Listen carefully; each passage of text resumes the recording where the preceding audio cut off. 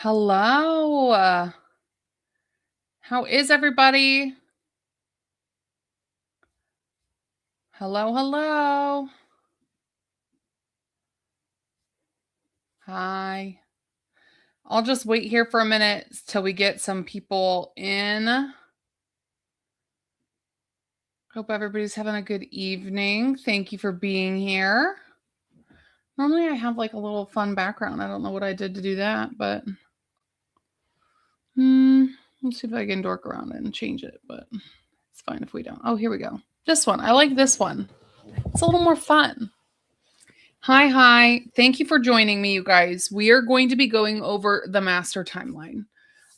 So just to give you guys like a little idea of like what I've been doing, what I did was I went to every single related case, every single docket, everything, and I compiled every bit of date and data and evidence that is currently out there in the Lively versus Baldoni matter. And I compiled it by chronological order. And then I went from there and I took each piece of information and I compiled a timeline. I've been giving you guys little glimmers here and there as time goes on, but in the scheme of things, hi everybody. Yeah, you should have charged your phone, Trish. Come on, girl.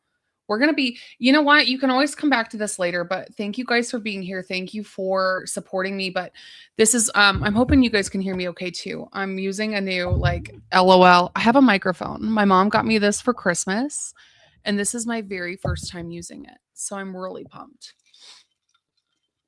They're like, this is Katy and KC era. And I'm like, hell yeah, it is. Oh my gosh. So we're just going to give it a couple of minutes here. Let everybody, we'll probably give it another minute or two here, and then we're going to start trucking along. Thank you for being here. Just to give you guys a little bit of an idea about how this is going to go. I'm going to wing it. I built this timeline. I am not completely finished filling it all in, but I figured if I waited until I was done, it was going to be like another 2 weeks before all of this. So I figured might as well just start doing it as we go. We can come back and update or if there's other things, but what I'm going to do here, you guys, is we're gonna take this time and I'll probably give it until about 8:30 our time, and then we'll start to figure out what conclusions we've come to. And then we're going to go live again on Friday night, and Sarah Yarn and Order is going to join me, and we're going to do it together. I'm going to start bringing people in if they want to. If you guys are somebody that wants to join in, just let me know. Send me a DM. And if you guys appreciate, I've put every minute of my free time that I've had in the last couple of weeks here, since even before I went to New York, into building this, because it was something that I knew I needed as a reference to wrap my brain around what was going on. And I think in the end, what was really kind of, something that was sticking with me, or something that was a little bit, I needed to see the information. And so thank you everybody for being here. Hi, Docket Updates. Hi, everybody. Hi, everyone. Thank you for coming. And if you guys, if you guys like what you see, please, thank you for watching and sharing my video. Thank you for subscribing. Thank you for engaging and commenting. I do have a buy me a coffee link if you want to throw some caffeine my way. I love that. But I'm going to go ahead and go through, and we're gonna add her up to the stage, you guys, the start of my master timeline. And so what I want to say is before, I guess, hold on, let me give like a quick little intro here. So I think a lot of people, I maybe misspoke a little too soon earlier tonight when I made my little, hey, by the way, join me tonight video. I was kind of running on wheels. So I am not inherently flipping sides. I want to make that very clear. I do have an opinion, but I feel like in order for me to analyze this information and to look at everything as a whole, I have to take my opinion out of it. And so I am, in a lot of situations in my life, I'm very good about pulling my emotional feelings out of things and looking at things in a logical light. And now that I've sat with the entire narrative and not just the spicy little bits that we get all the time, then I feel like I want to give you guys my honest and synthesized read of like what appears to have happened on the set of It Ends With Us, and not necessarily everything that happened after the lawsuit got filed, because I feel like that is a whole different beast. And so what we're going to go over and what I'm going to go over in this is going to be the full chronological record that I compiled, not vibes, like not the PR framing, not like a hindsight spin. And I think looking at everything front to back, what really, I think a big picture takeaway before we zoom into all of the nitty gritty is that from the beginning, reading this from front to back, what really stands out to me is that it's not a single villain moment from either side, but rather a slow structural breakdown that was caused by a power imbalance that shifted midstream. Does that make sense? So there was a director who wanted collaboration and validation more than he wanted to be an authoritative figure. And then there was this star, this Hollywood star who entered into this situation with leverage and exercised that leverage aggressively. And then in the end, she reframed the conflict that was caused as harm to herself. And so those are two big, I mean, I can't unsee that.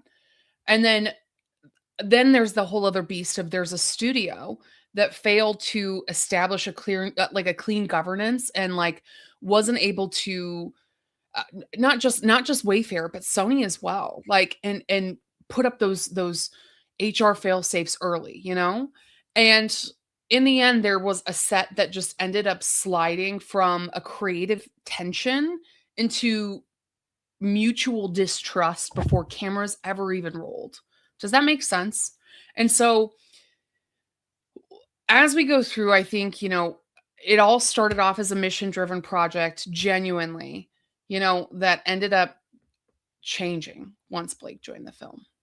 And so I don't know how you guys are feeling from this, but again, Team Truth, I've always kind of been, I want to know the truth. And so what we're going to go through is basically what exactly happened and what happened on the set of It Ends With Us, and what's the information and what exactly is that drama, not necessarily everything that happened since the lawsuit was filed and since. Okay. HR failsafe, it was literally on the daily call sheet. Yeah, no, Mama Panda. So there's some things I think we are all, that's why it's a great refresh. So let's kind of go through. I know guys. I know everybody's kind of like coiling. They're like, I know things, but I feel like when we are consuming this information in little bits all over the place, it's hard to understand how everything built up to where it was at. So let's kind of get started here. So if you see 2005, it's kind of an outlier, but Blake Lively she incorporated her Blakel ink back in 2005. But the real big meat and potatoes really truly happened back in 2019. Okay. So I want to make sure that you guys can see this pretty well. Perfect. Looks fantastic. Okay. Let me pull you guys up sideways so I can see while I go through, because I'm literally just going to scroll. Do you guys have questions, or does anybody have anything they want to say here before I'll like the stream once I know where this is going. Carol, I get you. Can you guys see a little bit better? So 2005, yeah. So starting off 2019, this is kind of where everything kind of started too, with not only Justin and Blake, but they were making their companies on separate. So January 15th, 2019, Blake Lively incorporates her new production company, B for Effort Inc. in New York. And so we can kind of go through and see like, okay, she files for her trademark, like we're here for, so somebody says, I get that part, but we're here for SH and I haven't seen it yet. I'll tell you, out of all of this, I have not seen anything that would constitute severe or pervasive SH. Not one piece of evidence still. And so that framing will always continue to be not something that I understand either. Okay.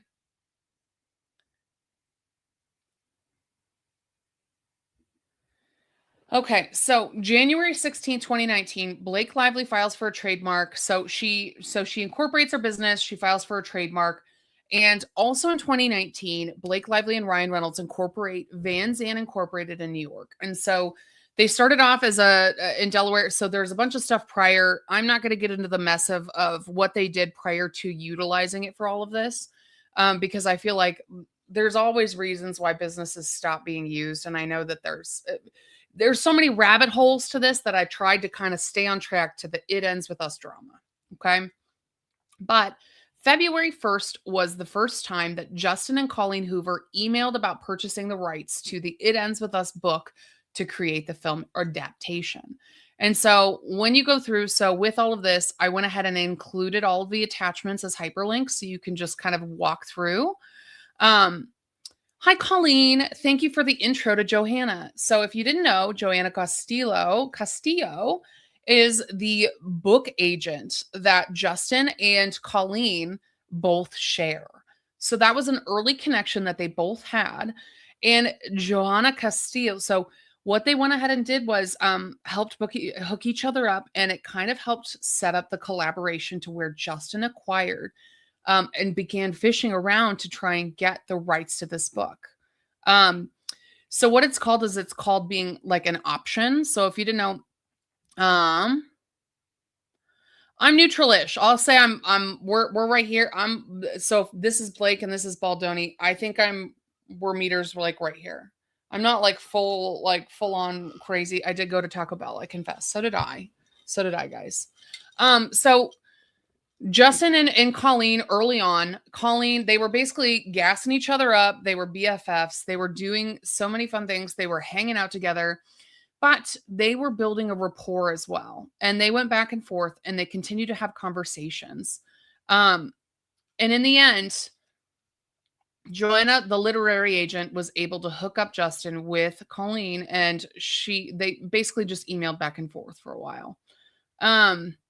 Back into our timeline, February 2nd, 2019, they continue to go back and forth. Colleen shares the background story. And if you haven't seen it, Colleen talked about how her own parents' situation inspired the domestic violence that shows up in the It Ends With Us book. And therefore, that was how she came to write the It Ends With Us novel. And Justin shared his success on another project. In February 13th of 2019, Wayfair Studios was formed. So this was a very, very young studio. Like Justin was just starting off to start his own business. He had big ideas, big dreams, big goals, but Wayfair Studios wasn't even in the picture until Justin started fishing around trying to option and find different novels and different books to try and turn into movies and to turn into big projects. It seemed like he had a dream. He knew he wanted to produce and direct movies and etc. But he was still pretty green in the industry. And so that was formed as an entity in Delaware with Steve Sarowitz back in 2019 while he was still having conversations with Colleen about obtaining her book rights. And so again, they're back and forth. I mean, this is just, again, more information March. They're still going on talking about, hey, I watched your book. I have a ghostwriter working on another chapter. Like, let's talk about these other things. And they just kind of go back and forth between each other. Hi, everybody. Thanks for being here. But any interpretation of this that results in saying that a federal lawsuit is warranted is not neutral. Yeah, I never once said that a federal lawsuit is warranted. It absolutely is a waste of resources. The lawsuit is absolutely, and again, if you guys are just now joining, what I do want to make clear is that I'm walking through the timeline of the drama that we know and understand because of evidence that was uncovered in the lawsuit. But the only reason that we have a full idea of everything that's going on is because of this lawsuit. I don't think that this lawsuit is warranted. I think it's a waste of resources, a waste of everyone's time. And I think that they did it because it was Blake's only Hail Mary to try and salvage something. Justin and Colleen, as of April 2019, continue to communicate over email. And that's when the It Ends With Us author, Colleen Hoover, watched director Justin Baldoni's 5 Feet Apart. And she was like, oh, I loved your movie. And she told Justin, you are the right person to make my movie. She wanted him to make It Ends With Us. And she completely felt like she explained to him, she had bad experiences in the past with other movie deals and people taking money from her readers. But in the end, she felt like Justin was a good choice. Hi, everybody. Hi, how's it going? Thank you so much for being here. Thanks for the gifts, by the way. Thank you for the subscribes and hanging out. Katy, your watered down tone is shocking. Disappointed from all your previous videos. Well, I'm sorry, Snoopy Poos. You can exit. I'm just, guys, I am who I am. You take it or leave it. You know what I mean? This information, it's something that you guys all have to, it's stuff that's necessary. And so I'm just going to read through it. I mean, I compiled all of this so that you guys can consume it. And I'm sorry if it's a boring tone for you, but I'm not going to perform, just because once we start reading the juicy stuff, we're going to feel like it's juicy. So as early as of April 12th, 2019, Colin suggests to Justin that he play the character Ryle. Can you believe that? As early as that. And now she's up in magazines. What was it? Elle magazine saying like, yeah, I can't believe I ever even wrote that book. I hate that book. But as early as April 12th, 2019, she was telling Justin that he needs to go and play the character Ryle in emails. And as of the timeline of relevant events, they say that May 18th was the official date that Justin actually optioned the book very soon after forming Wayfarer Studios. And so they're starting to build up more and more movies. They're starting to figure things out as a small studio. And Colleen and Justin continue to exchange emails. She even they end up meeting each other in July in LA to sign the deals for the book. They take a little photo and Justin posts up to Instagram and goes, hey, look, I'm so excited to be working with Colleen Hoover on the It Ends With Us movie. And so he announces that he actually optioned the book and got the deals from Colleen and made it Instagram official and said that, Joanna helped broker the deal, got it all figured out for him. And they were tweeting about it and they were putting stuff out there, but this was the first big official, wow, this book was a hit on Book Talk. This book was and he ended up getting the rights to it and people were excited because they've been wanting to see this movie for a long time. And even Colleen in those emails they exchanged talked about how she had many people before offer to option for the movie making, the filmmaking rights in regards to the It Ends With Us book. But in the end, she didn't end up going with it. And so, but Colleen holds a little Instagram giveaway. I don't know if you guys participate in those. I don't really like Instagram giveaways. I feel like they're always BS. I don't know how they choose people, but I feel like they're not doing a good, I don't know. Maybe that's my own bias, but I did think it was interesting. If you didn't know, Colleen and Justin interacted over Twitter a lot. And they're still kind of up, but there's some stuff that's been deleted on the in-between. And so they were even joking that Justin should make all of Colleen Hoover's books into movies. And she was like, yeah, take it. It's yours. And they're joking back and forth, but she's literally putting out all these gifts oh, he can do it. He's fantastic, blah, blah, blah. And so it's so interesting, right?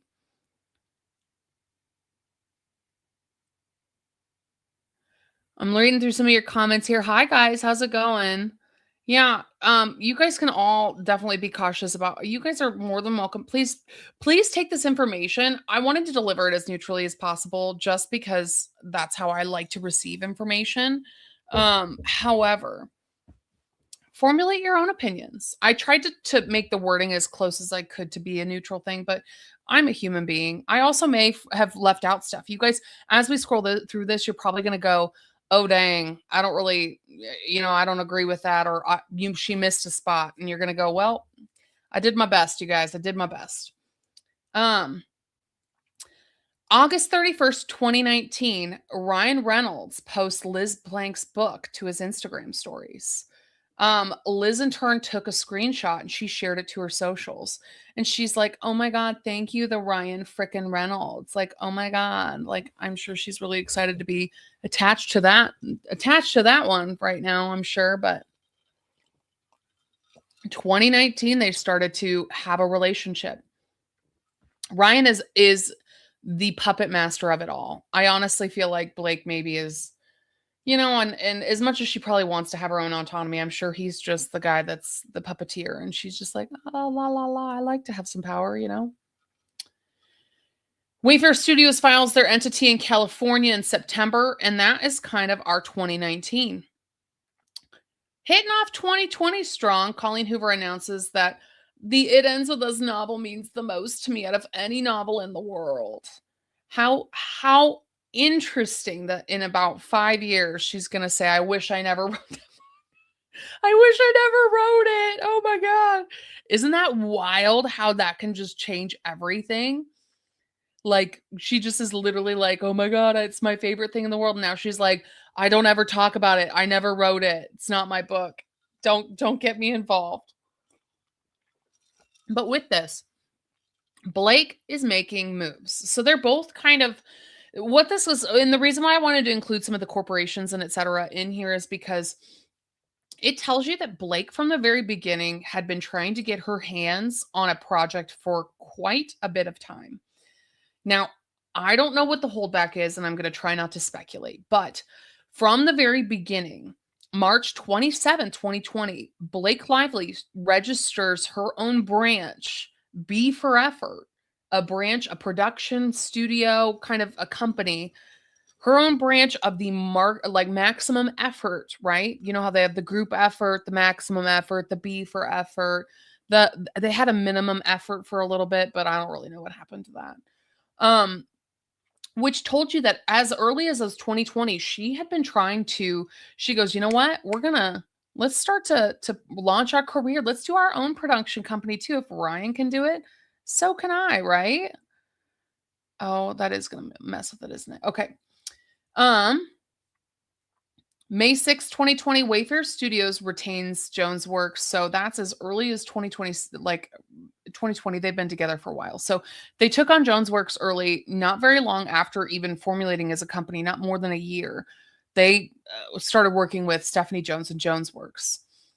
But in May, so when was this? Just a couple of, so she did what, March? From March to May in just about a couple of months here. Blake Lively announces that she is going to star in a new Netflix thriller, The Dark Days at Magna Carta. And you're like, what? Blake starring in Dark Days at the Magna Carta? Well, what's that about? Well, it's a post-apocalyptic thriller that's being developed at Netflix. And as you go through, it's like the productions of last year's The Witcher, and you're like, ooh, I like The Witcher. What happened to The Witcher? Wasn't there supposed to be one with the Australian guy? And I was annoyed because Henry Cavill's like glorious and gorgeous. Like, and you're like, how could you ever just do 5 seasons with one guy and then try and replace him? Like, there's no way, right? I wonder whatever happened to that. And so in this announcement, it also says that she's going to be producing the thriller through her B for Effort production banner. Sean Levy will also produce. So in pairing with Sean Levy, which, the Sean Levy, we'll get there, and this is immediately after the rhythm section, when she was having issues on the rhythm section, which I probably should have, there's too many things, right? I probably should have, I just didn't know how far back to go, and you didn't want to rag on her too much for her other stuff, but we do hear that she had a lot of issues on the rhythm section. Ew, look at Sean Levy in this video. I can tell I don't like the guy immediately. I don't even know if I've heard him talk before, but I immediately don't like him. So anyways, so that's where she was at with that. And then uh-oh, we lost our little share my screen.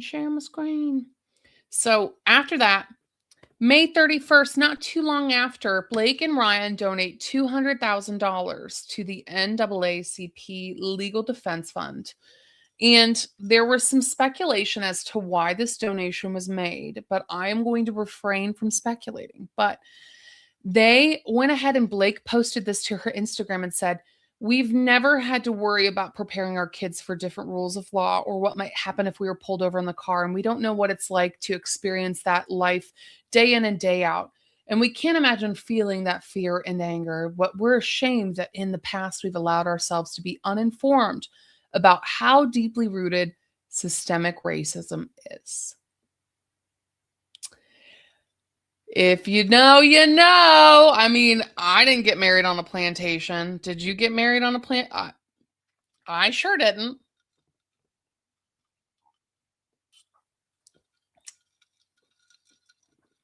I'll tell you too, the race thing, I always took it as like, okay, people like, and that may make me sound bi, but like, oh shoot, share screen. Oh my gosh, I'm the worst. Oh my gosh, I thought I was sharing it.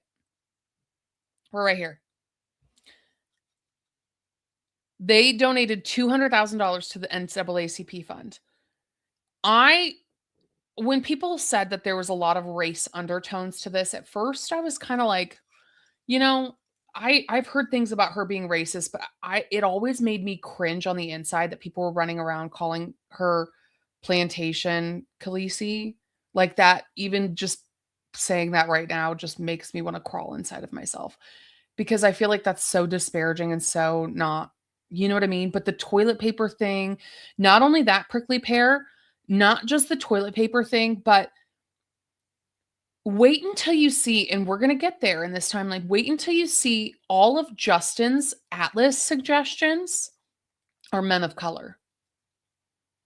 And all of them, she says, you know. And he's like, what about this guy? And she goes, and then there's other suggestions. You can tell that they were probably like, there's no way that they're going to make Atlas a man of color, which is insane. Yeah, there was so many YouTube videos and so many people I found that I was like, yeah, Stephen James, he's gorgeous. But there was also one, we're gonna get to, I'm gonna jump. This is where I'm at, guys. I gotta stay on track because there's so many things. So they made this donation, and I think it's important to note because it does end up coming up later. So June 11, 2020, Colleen Hoover posts a screenshot to Instagram of Justin Baldoni's tweet. And she puts on there and says, what do you think? And I'll make them bigger as I come through if they're not big enough so you guys can be sure to see. What do you think? Who should I play when we make it? And Colleen says, anyone watch Jane the Virgin? I could totally see Justin as Ryle from It Ends With Us. So not only has she said that in email, but now she has said it publicly via Instagram, Twitter, all around the board. Jen gets employed by Jones Works pretty early on into the relationship that they start with Wayfair Studios. And I wonder, I don't know how everybody does their hiring, but maybe they were hired on, I don't know for sure if she was hired on specifically just for Wayfair. However, Jen Abel was there and present from pretty early on. Justin then ends up later that fall signing a multi-book deal with Harper One for Man Enough. And he ends up doing like getting that book deal with HarperCollins in order to do the Man Enough book as well as a second book. What's the other one? The Boys Will Be Men, or Boys Will, what's that? You know what I'm talking about. I mean, some play on words like that. But multiple deals. Joanna also helped out with that. And so how are you guys doing? Where are you at? How long is the estimated the lie? I love this crew. I'm going to be here for until about 9 tonight Central. So probably another, estimating like an hour and a half, 2 hours. We're just going to keep breezing through as best as we can. I was hoping we'd make it to 2023, but we will see how far we can get. Liam season. Oh, where are we at? I'm scrolling too. Okay. So Blake Lively, and if anybody too, as we're going through, please feel free to comment. But if anything comes in that you guys are like, I have an epiphany, I'm having a connection moment, let me know. Some comments need deleted or silenced. How do I do this, Jess the Mess? Can I make you a moderator? How do I do that?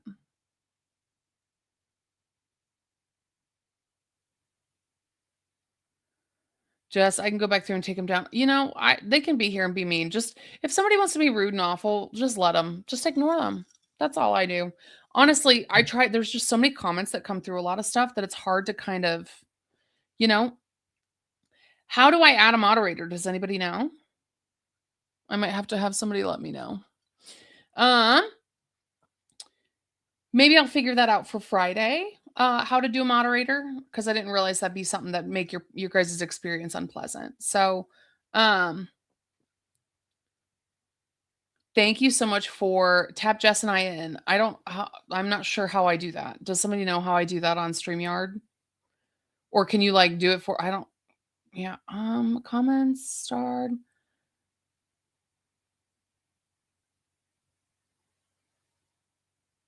Anyways, okay. Just I'll figure it out, but if you guys want to be moderators for the live on Friday, we can kind of go from there. So, August 2020, Blake and Ryan launched the Group Effort Initiative, which they just basically, it's like an internship mentor program for like production, like behind the house production assistants, roles for like TV and film and producing and helping out with film and movie and TV shows. But we hadn't heard much on this Magna Carta film, right? But all of a sudden, we got another making of, which I know I've made videos about this before, and I actually put one up recently about when I was going over the Proxy film and kind of deep diving that and figuring out her old roles that she was announced for. And R.I.P. Diane. Ugh. But I saw this announcement and I was like, weird. But as of 2020, she was also coming in and saying like, hey, this film is going to star all these big stars, these big folks. And the production is going to be with Zwick and Hertzquell, Betzford Falls Company. So something just a little different. And it didn't say anything I noticed about Blake's B for effort being involved. So it seemed like she was also accepting roles outside of her own production, which I thought would be an interesting move if you were very confident in, sorry, I should have shared this tab. If you were very confident in what you are doing with your production, right? And your company. So December 12th, 2020, Justin Baldoni tweets to reassure fans that he hired a writer for the It Ends With Us script. And Colleen Hoover responds with a bunch of gifts. She just keeps like responding to all these people. Like, look at her. Colleen's adding in, look, as of all this, he says, it's coming. I just hired an amazing writer. Just responding to all these people. And look, Colleen's adding all of her own Justin like gifts and she's responding to people and you're like, oh my gosh, okay. This is all so from the very beginning, they seem to have a good working relationship together. So how it ends up turning, very interesting. And that is the end of our 2020. What are you guys thinking about? How does this make Justin look bad? I'm confused. Well, it doesn't make Justin look bad. Guys, we're just consuming information. We're consuming, and I want you guys to consume it along with me. February 13th, 2021, Justin teases fans on Twitter about playing a character in It Ends With Us. He reassures them that a script is being written. And Justin actually says, I'm actually thinking about playing one of them too. And it's probably not Lily. And it's being written as we tweet, as they go through. March 2nd, 2021, Blake Lively now, having announced her B for effort that the production company might be producing stuff, might not, who knows. She also ends up incorporating Betty Buzz LLC in Delaware. And this LLC specifically owns the trademark for Betty Buzz, which is, I think, a piece that we need to just keep in mind, a piece of information that we need to keep in our brains, because especially when it comes to beverage brands and it comes to things like this, the IP and the intellectual property for any brand like that the value lies within that brand. You know, when you see the logo of Coca-Cola, you don't really know who's making the can. You're not thinking about the, who's, I mean, you love the taste of it, right? You're looking for a certain thing, but then even then, the can, the bottle, the 2 liter, everything tastes a little bit different. And so the brand lies within that logo, and that the value lies within that logo. And I think it's important to know. Even though they launched the group effort initiative pretty early on, they didn't actually put out a trademark until about a year later. But I've done my deep dive on the Ipen Holdings and the Betty Buzz. If you guys haven't seen that video, you can go back and see the Follow the Money. That's where the documents that they didn't want us to see is. But I do think it's interesting that from the very beginning, this Ipen Holdings has been the one that filed for the trademark, and they have been involved in the Betty Buzz situation from the very beginning. And I think it's because they are likely the main investors. And I think that they are likely the people that were running the show of the stuff. And I think that Blake was the kind of like how she, and I'll show you too when we get to Family Hive LLC, kind of like how she sets it up with the Family Hive and that contract. She very much is leasing and licensing her own brand and her own person to Betty Buzz and getting money for that.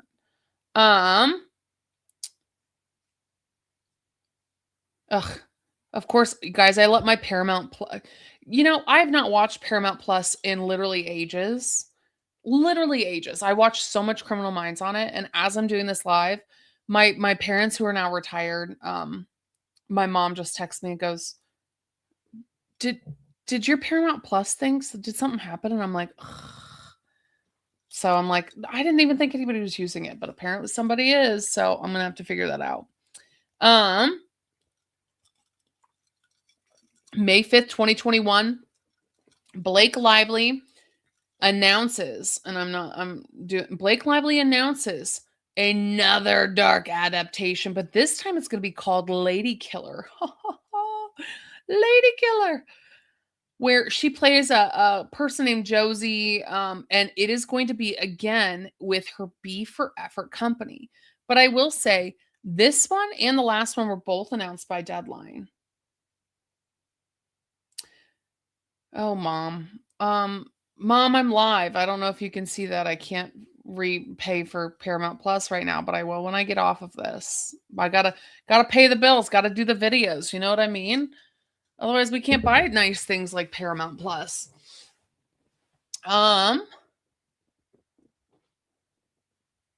Anyways, sorry guys. I should have been sharing this tab, and I'm getting distracted by other people intervening with other things. Sharing this tab. We're going back. Press release. There's a press release that announced Blake Lively to star in We Used to Hear, like back to back, 1 month, then the next month. There's another press release of Blake Lively in another psychological thriller. This one is also a Netflix project similar to the Magna Carta movie. But now she's really racking them up. But this one is also going to be produced through her B for Effort. And she basically is lining up all of these projects to do that, hint, never come to fruition. And I don't know why, but I can't imagine that you'd start teeing them up if you can't knock them out of the park. You know what I mean? That'd be kind of tough after a while. But maybe it's because she was building a family, which I get can be pretty tough. You're just eating your Chipotle chips? Yum, that sounds so good. Womp womp. This is what I like to do. Like, let's come in here and hang out together and just listen to all this stuff. Because I've compiled all this information, but as we go through it, guys, it turns into some tea. But we gotta build up to it. June was also when Justin launched his Man Enough podcast. But I did think it was very interesting that the Man Enough podcast was actually sponsored by Procter and Gamble. Because the Procter and Gamble were also involved in the Wayfair other projects. So not only is Procter and Gamble sponsoring Wayfair Studios to launch this podcast, but they also had a hand in Justin's book deal. So when he did his 2 books, Procter and Gamble was involved. And so I'm wondering what the connection there is. I'm sure there's some sort of Steve connection. But I did think it was interesting to note that, that is something that people are kind of like, oh, okay. I guess he's doing this now. You know what I mean? Blake Lively, and I hated even typing this. Blake Lively incorporates LOL Hada LLC in Delaware. And it's like, girl, come on. Whatever. I should try and open one in Missouri. I wonder what they think about all that, or Kansas or something. So she opens that up so that's her. So what she ends up using LOL Hada LLC for is to lease herself out. That LLC, from what I can understand and what I've seen, is that LOL Hada is just basically a income bucket, meaning it's her own personal income pool, and she gets paid into it, and that LLC also leases herself, Blake Lively, out to other people. So it's similar to how maybe you would think about the Blakel Inc. as the actor LLC, but this is in terms of other ventures, not acting gigs. In August 3rd, 2021, Liz Plank poses with Ryan Reynolds and Blake Lively on the red carpet for Free Guy. So that's fun. So if you didn't know, if you wanted to buy a picture from Getty Images for $375, you can hop on there and grab those earrings are pretty sparkly. I don't know about that hair, but I love her skirt. I'm into the skirt for sure. Ryan just looks like his eyes are too close together. So that's my own opinion. These are all, I should also say, these disclaimer, everything's alleged, and these are all my own opinions.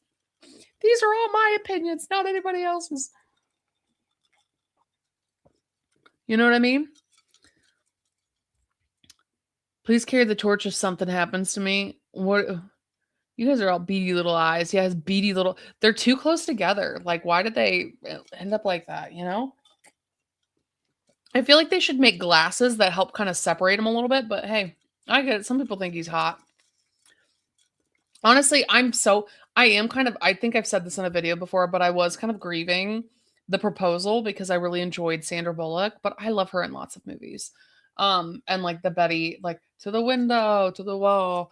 And it's just like, I feel like I can't watch that movie anymore. Like, not that it's really in my repertoire to watch many movies. That's something that kind of comes up. So,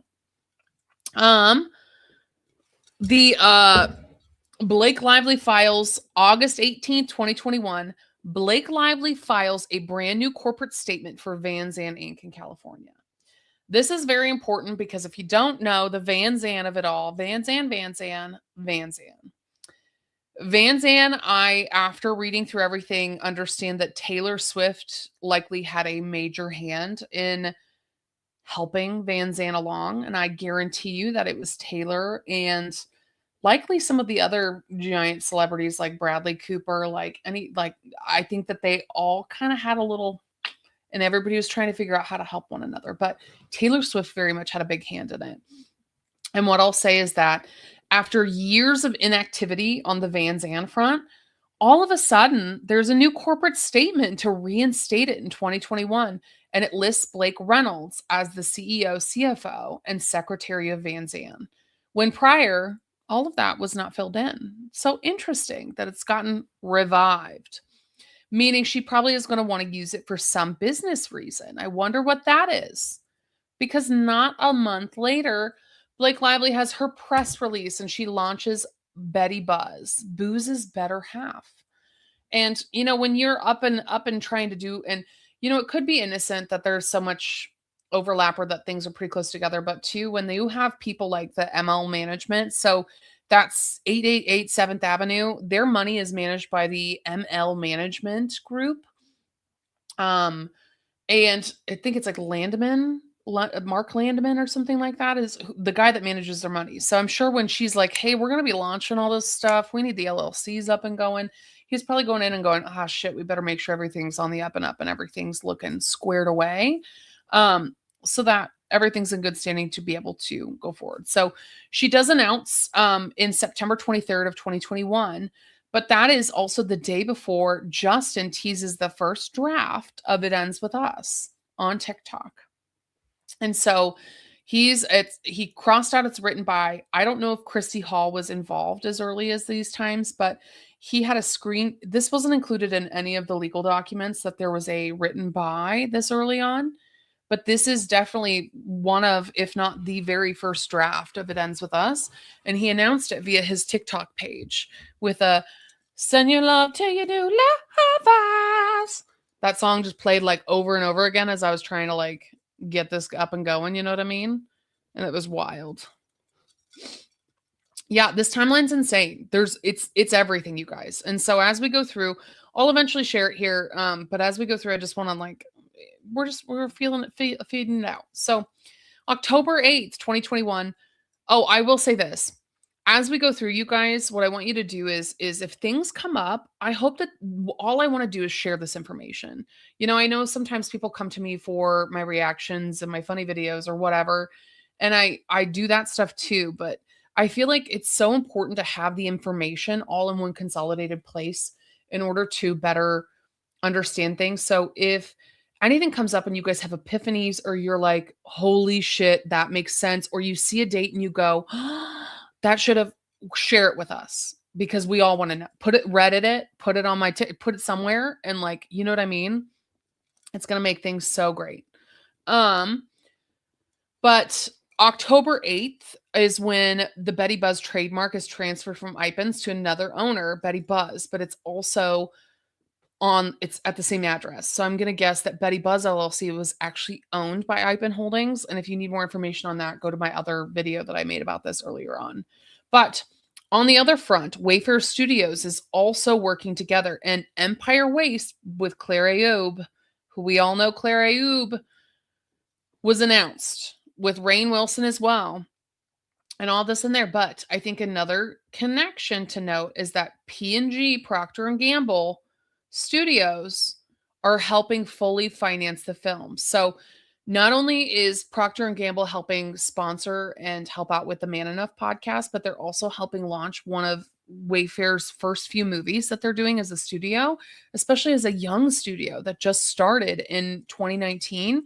Is a pretty big deal. So I think it's interesting, and I don't know where the connection is with Procter & Gamble, but they're pretty big dogs. They're pretty big players. They have so many different brands, so much out there, that it might be something. Now, although Blake Lively has created her B for Effort production company, and she has announced 3 movies that have not gone anywhere yet. What else do you know? Taylor Swift posts to TikTok and announces that Blake directed her very first music video. Let's see if we can see it. Let's play with the sound. Can you guys hear? Let's see if I can play it. Ladies and gentlemen, better than your favorite bad bitch turned the whole world into a side bitch. Middle finger all of my bitches just to remind y'all I ain't having it. Ladies and gentlemen, better than your favorite bad bitch turned the whole world into a side bitch. Middle finger all of my bitches just to remind y'all I ain't having it. Ladies and gentlemen. Okay, too many times. Too many times. All right. So she went ahead and Taylor Swift announced it the day before via TikTok. And then that next day, she puts up on Instagram and she said, surprise, there's a new music video tomorrow at 10 a.m. Eastern. I finally got to work with the brilliant, brave, and wickedly funny Blake Lively on her directorial debut. Important words there, directorial debut. Join us as we raise a toast and a little hell. Interesting. So that's November 15th, 2021, her directorial debut.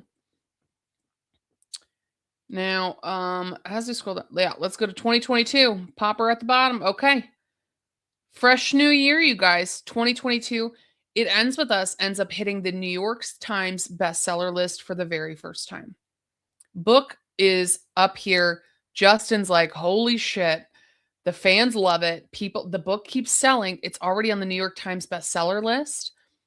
They need to start. They've worked on a script that they got finished, at least a draft back in September. what do they need to start doing as a studio? They probably need to find somebody to help finance to film it, right? Well, that starts the beginning of what I think is 2022. Ooh, shit starts hitting the fan, you guys. Things start getting a little more spicy around here. And I've compiled it all. Okay. Yeah. Yes. Justin, he optioned the rights. And if you guys don't know what it means, go ahead and look it up. But optioning the rights, it means that he owns the rights to adapt the It Ends With Us movie into a film. And it means that they likely paid Colleen a stipend or a big chunk of money in the front end in order to have those rights. And that like after they option, they have the rights, but typically it's like years term. So like say he can option it for like 3 years and he'll pay her $100,000 or whatever the terms of the deal is. And then if he doesn't do anything with it for the 3 years, it'll fall back to her and then she can start over again. And I will say that Justin directly paid through, and Wayfair Studios was not. That's why they keep saying and everything is, and I can go back and show you, but as of that time, Wayfair Studios was not even formed yet. I don't think, or maybe I'm getting that wrong. It was around the same time. So Justin, February 1st of 2019, they didn't form Wayfair Studios until February 13th. So he had been reaching out to Colleen even prior to even forming Wayfair Studios as a company with Steve Sarowitz. So I'm thinking Justin Baldoni himself individually owned the rights and paid outright out of his own pocket for the rights to option the It Ends With Us book. And to keep in mind here, guys, the It Starts With Us was not even written until 2022. So just be keeping that in mind that yeah. You know what I mean? You know where I'm at? He optioned it, Prickly Pear. So he optioned, I'm guessing it was probably a smaller chunk. I don't know how much you would option the rights for, but it seemed like it was a book that she held on to. I can't imagine it would be, I think it would have to be more, especially since she said that so many people wanted it still, and it was blowing up on Book Talk.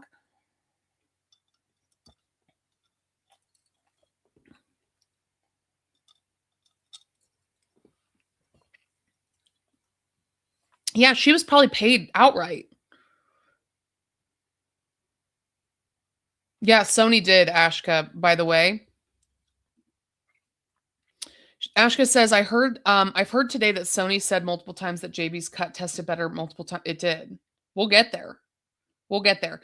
But I think what's important to understand about the cut is the contract signing and everything prior to. And I think that's where a lot of creators and a lot of people are jumping over the steps. Is I think it's very important. And I think that's one of the biggest reasons as to why I think my mindset about being like, wow, Justin Baldoni got fucked over as a director. I think that I took a step back from that because not a full step, but more just like I think he had a bad contract. I think that where the bake off, and we'll get there.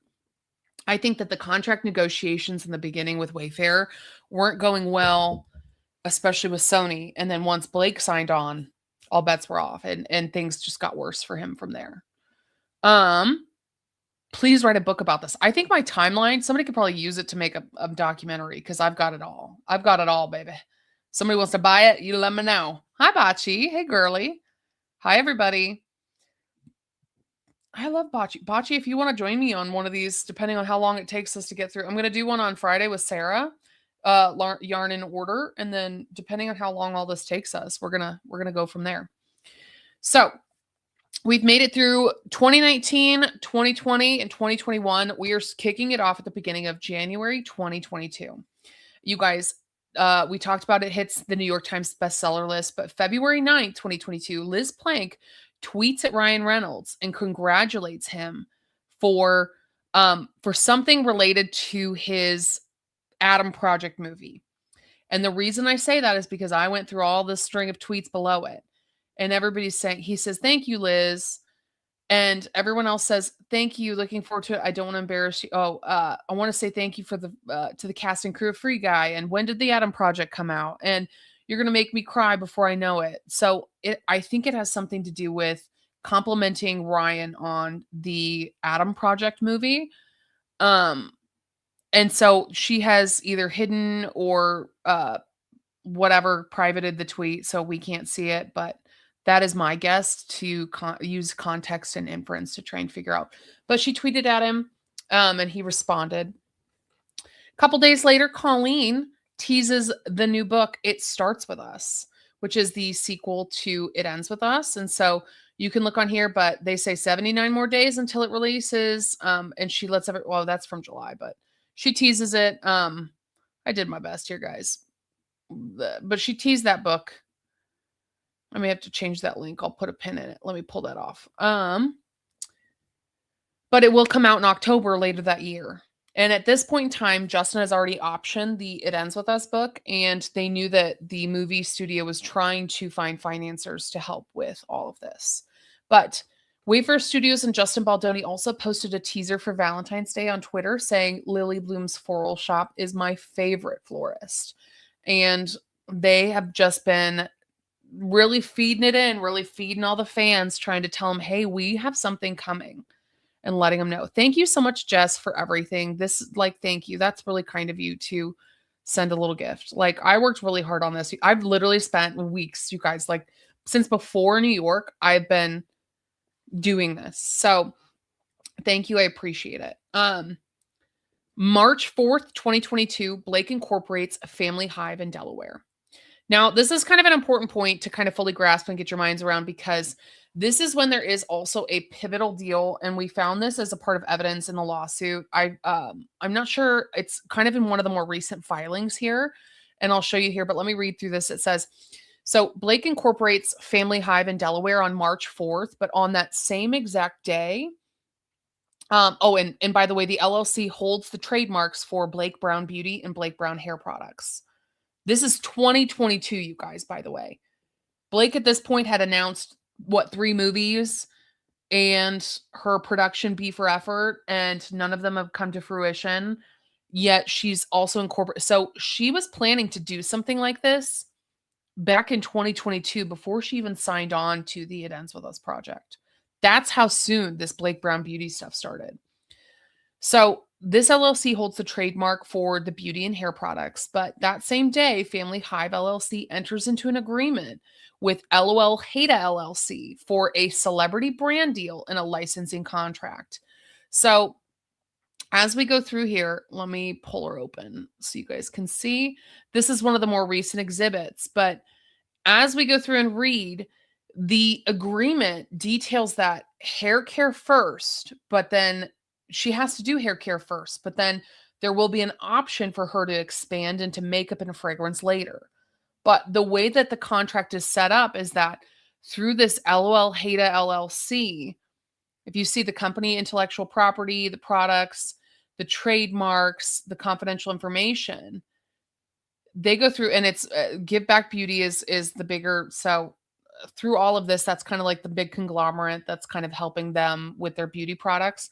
But with that, LOL Hada LLC will license Blake's name, her image, and her likeness, and Blake will do promotional work in order to receive ongoing royalties that are tied directly to the sales. But as a part of this contract with Family Hive and LOL Hada, the agreement says that Blake had to generate $1.82 million in gross sales within the first contract year, or they were going to lose their right to expand into fragrance. This was done back in March of 2022. What I don't understand is when it says all of that, I don't think she did that in 2022. She didn't do it until 2024. So did they just put a pin in this contract? Because the contract, the agreement also states that Blake, that the service terms are 5 years for active promotion, that she would have to actively promote it. And then for 5 years after that, full 10 years, they can just license and use her name. So for the first 5 years, she at least has to be doing commercials and promoting and photo shoots and whatever. But and the approval section is pretty strict. So when you get in here, the approvals, she's only going to approve certain things, because I mean, it's her image, her reputation is tied to everything that's directly related to it. And so she has to have specific approvals of what goes out, what's being used as marketing materials, different setups, different poses, different media. And I can make this a little bit bigger so you guys can read. But there's just the way that the director, the videographers, that she gets to pick all of it and she gets to be in control of all of it. But they said, cool, you can have that. You just got to gross 1.82 mil in that first year. Otherwise, you're not doing any fragrance under us. And she said, bet, let's do this. I don't know, like I said, I don't know the full details and we don't have enough information, I think, to understand the full workaround of why this contract that was made between Family Hive and LOL Haida was done back in March of 22, why that got enacted in March of, 2024. But hey, it's there. Hey, Bocce. Hey, guys, how's it all going? All this for, I love this. Sarah, that just makes me smile. That all this for the most mid book ever. Girl, I haven't even read it. But honestly, I've read the script now. And I feel like I should just watch the movie at this point. I do think I might actually want to watch it. I just don't know if I should watch the movie or read the book first. I feel like I'm going to do both. I mean, I've committed this much of my life to this whole fucking thing and I've never even watched it or read the book. Like that's insane, right? Katy, I think so somebody says, Katy, I think she purposely drugged for it to come out in August because she knew that her hair care was launching. Maybe. I think that my theory is, Becky, is that can be one piece. I think the hair care stuff, though, this proves that the hair care stuff had been in line ever since 2022. So she could have fucking launched that in 23 or in late 20. This was beginning of 2022. She could have done that in fall of 22. Why did she wait until August of 2024? That makes no sense. The only thing that it makes sense with is the Deadpool. And when she started editing with Shane and she started editing with Brian and they were like, how about we have our own bar? That part makes sense to me. The comparison of the Barbenheimer, that makes sense to me. I don't know. And the way that she dressed up as Lady Deadpool and Gigi was like, that makes sense to me. So that's just something to put a pin in. This is information. And again, you guys, I'm presenting all of this information so that when you can use this video as a reference. I mean, I will eventually put it up so you guys can piece through it a little bit easier without having to listen to me blab on forever.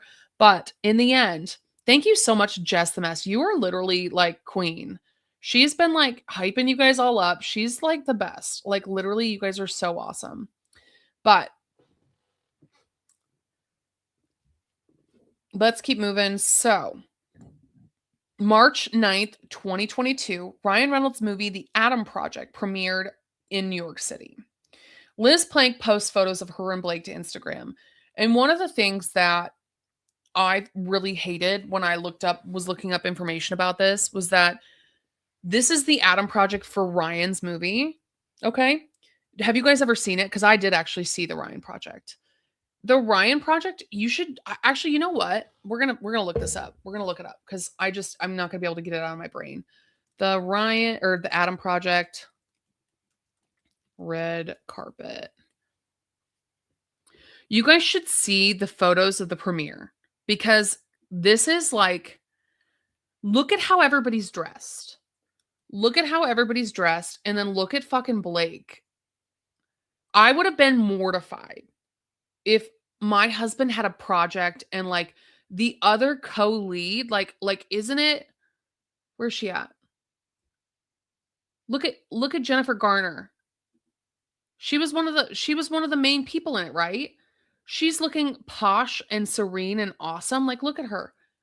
Look at how just amazing she looks in that dress. Look at Blake. Why is she wearing this giant rainbow dress with her legs sticking out? I'd be mortified. I'd look at my husband. I'd be like, you fucking didn't tell me that everybody was going to be dressed in casual and they're black and gray. You didn't tell me that it was a neutral color palette. Now I look like a fairy princess with fucking 70s earrings with my legs sticking out. And I'm embarrassed. Nobody is dressed like that. And so when I went to go pull up, not even like, I mean, other, like, look at Sean Levy is maybe on her level with the purple suit, but the cast, like, look at the cast. They're literally just in black, and that's the main cast there. Isn't that wild? Like, just such a pick me. You know what I mean? Such a oh, and of course I lost my. But I mean, it's a cute dress. Don't get me wrong. It's like, but a time and place. You know what I mean? Like, I honestly thought she was gorgeous.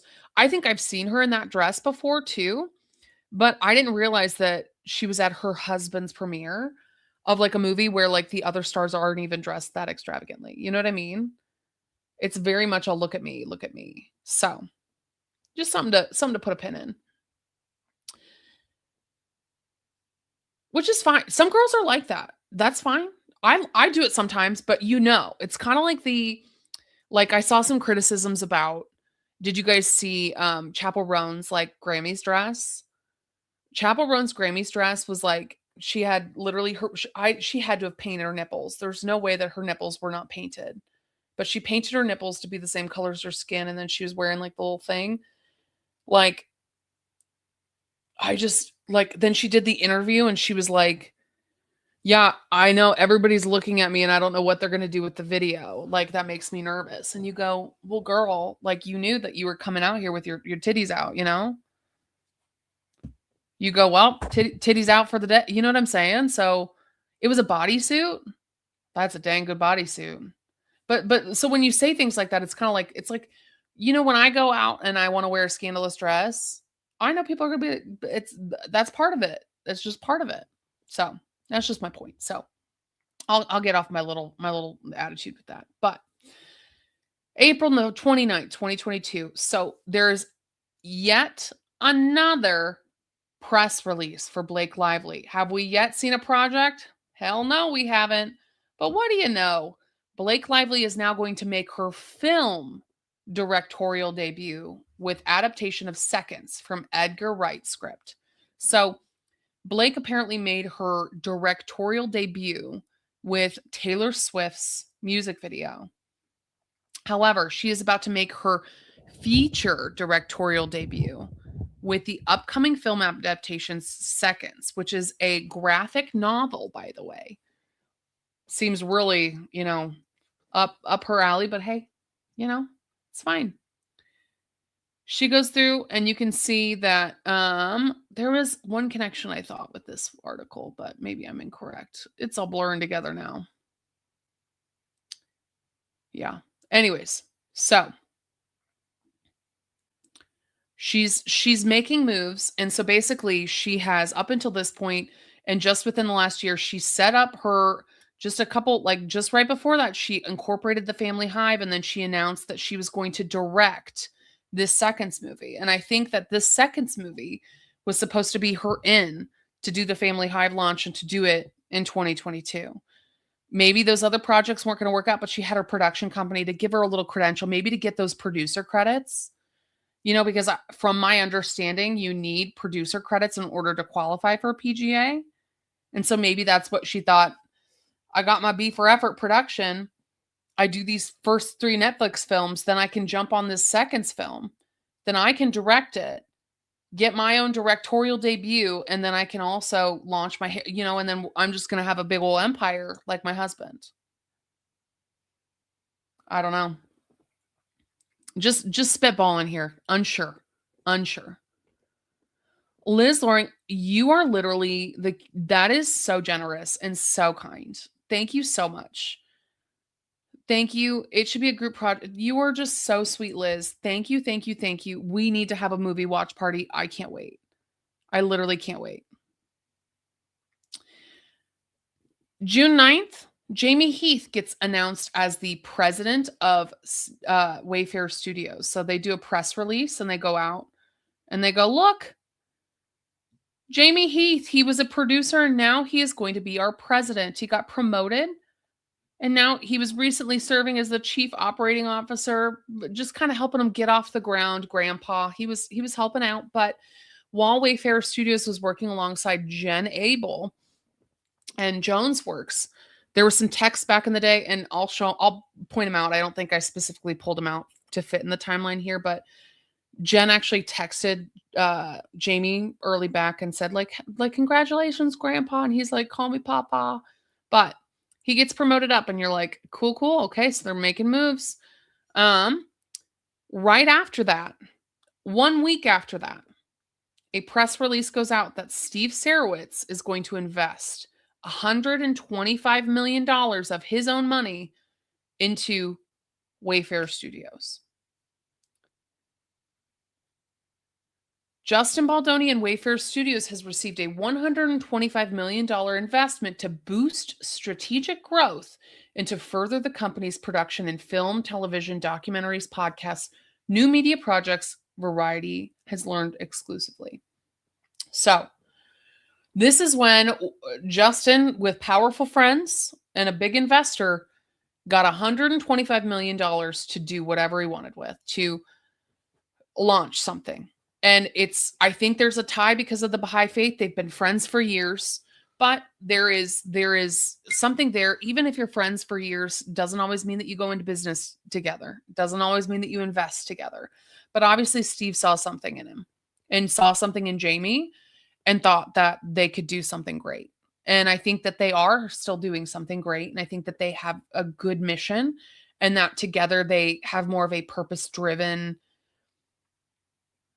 goal behind them that's propelling them forward. And I think that that's rare in a studio, especially in this money hungry world. And as we saw in studios and in Sony's actions. Gretchen, thank you for joining. New members, you guys, we got some new members in the group. Hello. I added in a group tier. Thank you, Becky, and thanks, Gretchen, for joining. You guys are amazing. So $125 million. I don't know how far that gets you in the production world, but that's what he invested in.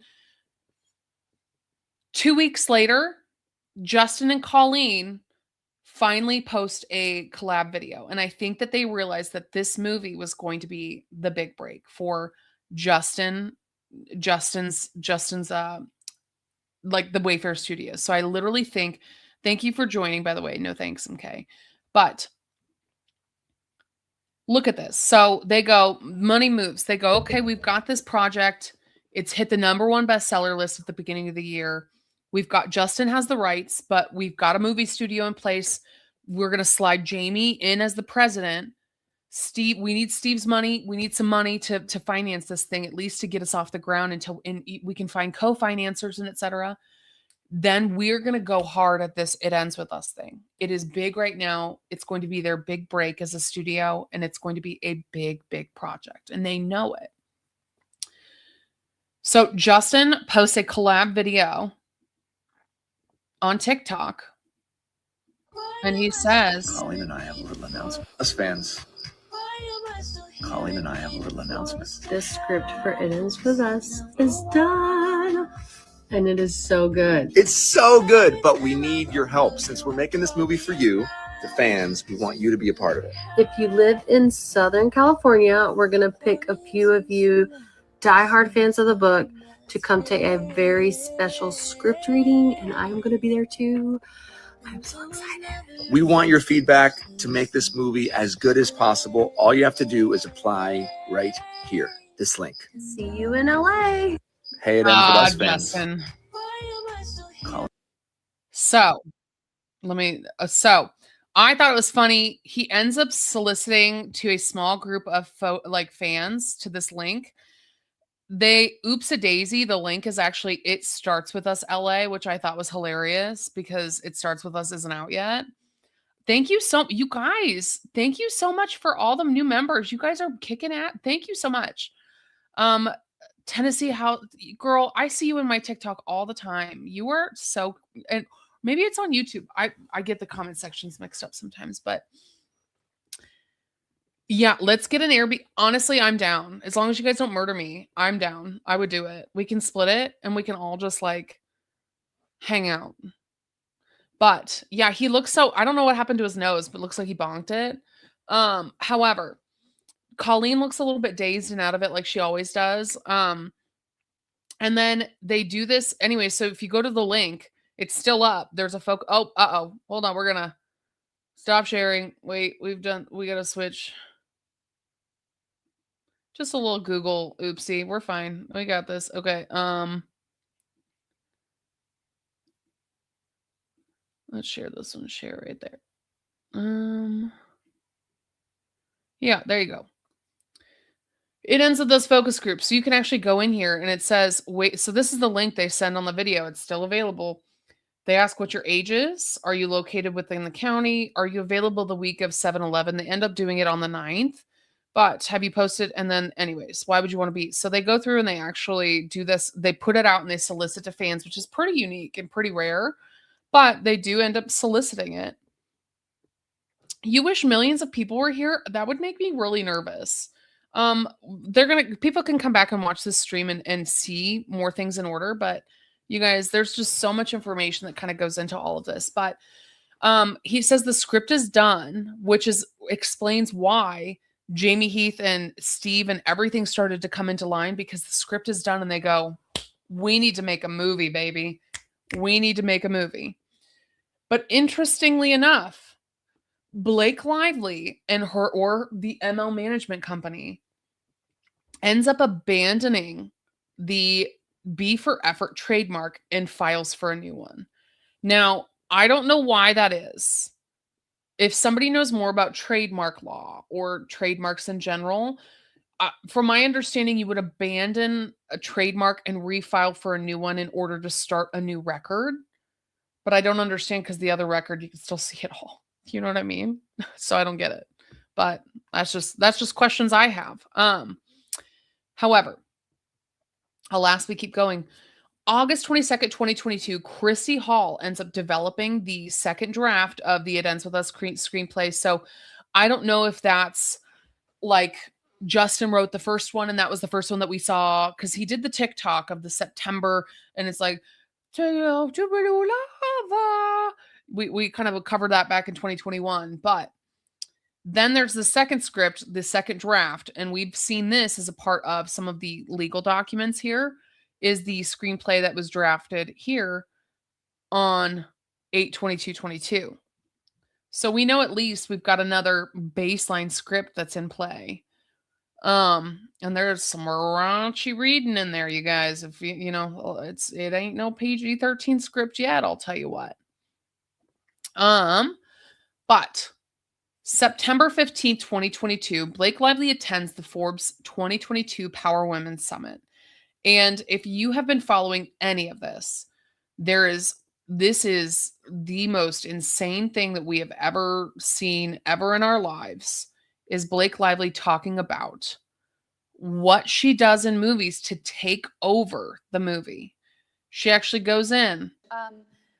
But I think it's also important to surround yourself with people who feel like they have a voice, and because collaboration is so important. So yeah, I think it's about identifying that, and it's also I think Beyonce really helped us, like all of us Virgos. Beyonce. It was just like, see, she's a Virgo and she works hard and cares about details and quality. Like I suddenly got to reclaim Virgo-hood thanks to Beyonce. So thank you, Beyonce, for all of your gifts you've given the world. But really, sorry to for that to be the word of the day. But it's like, I want to work with nice people. And it doesn't mean that there isn't confrontation, that there aren't challenges, that there isn't friction. But like when you work with people where there's a mutual respect, it frees up so much time emotionally, practically, and you're so much more productive. So for me, I think. So I'm not going to play this whole interview, and I thought I could click to the right thing. But what I'll say is if you want to hear some insane shit,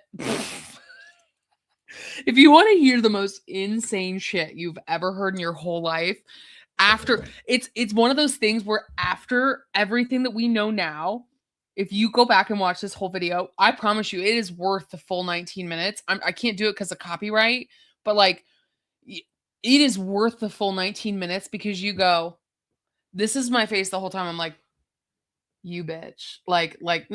You did this. You just go, oh.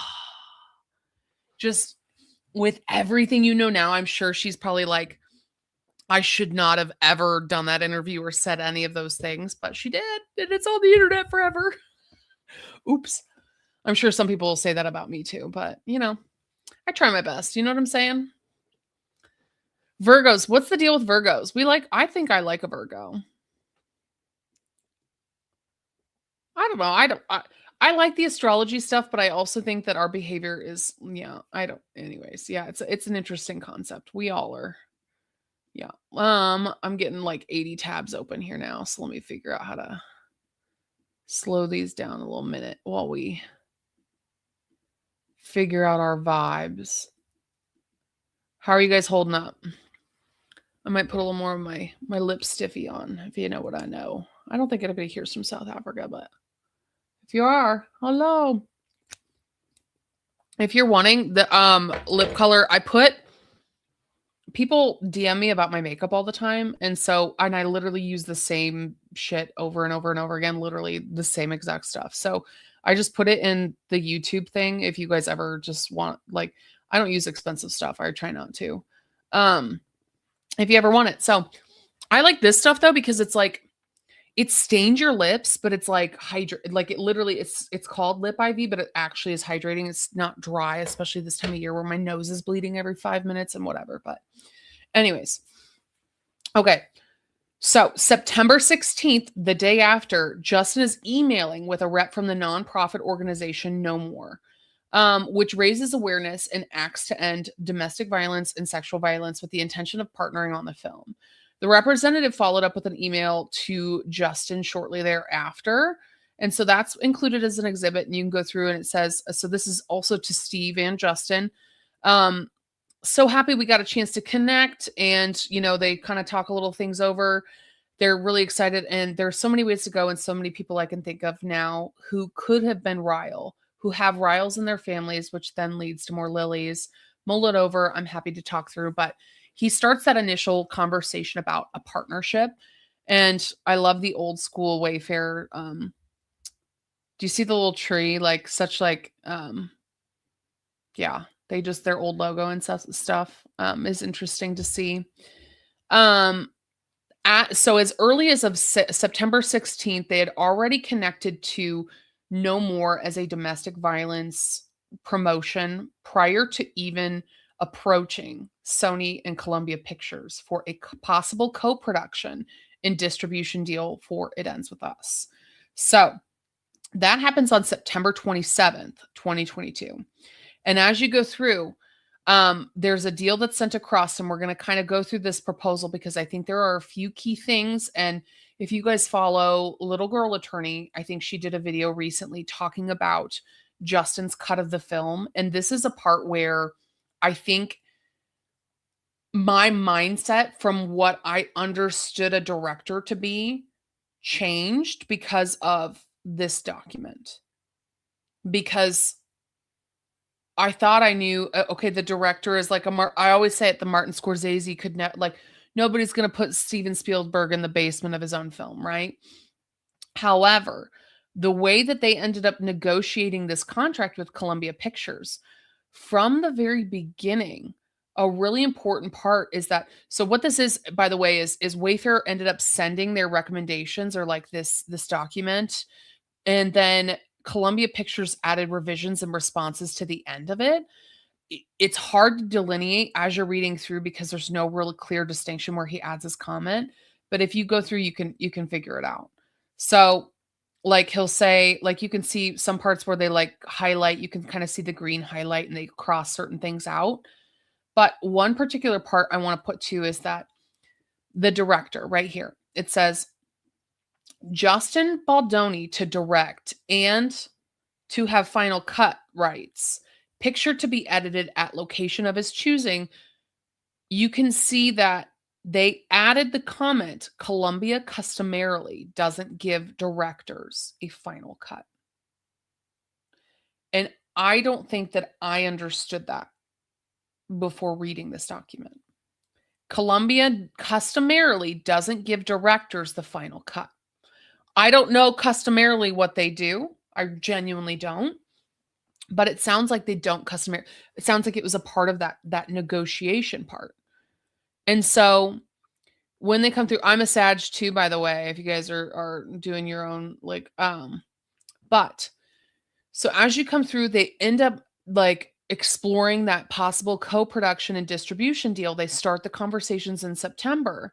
But as far as October, so I also thought it'd be important to note in here on October 12th, 2022, that's when Liz Plank appears on Ryan Reynolds' show. So even before, so she had connections to Ryan and Blake before she even hooked up on the Man Enough podcast. So, but as of October 13th, so a guy named David Steinberg with Sony and Columbia Pictures also began some of those negotiations. And so we're going to come in here. So that's where we started to see more information about what are those negotiations. And, you know, he customarily doesn't have the final cut. I kind of went over that piece. And I think so I double dipped. So what we're going to do is we're going to take that link off of that one. But I wanted to say here as a part of my own notes that, sharing this tab instead, that notably there appears to be initial pushback on some of the major conflicts that ended up arising in this case, this drama of It Ends With Us. And those appeared to me very prominently reading this document. One, Justin wanted to be director and lead actor. And the Columbia guy was like, excuse me, what? Both? Like, that's weird. You could tell there was already tension there. Two, they say Justin gets the final cut rights. Three, they wanted 1%. And he says that it's not customary, even though they don't outright reject it, it does signal resistance. Then three, the 1% profits to the DV prevention, which I didn't highlight that part. We can get back to it here.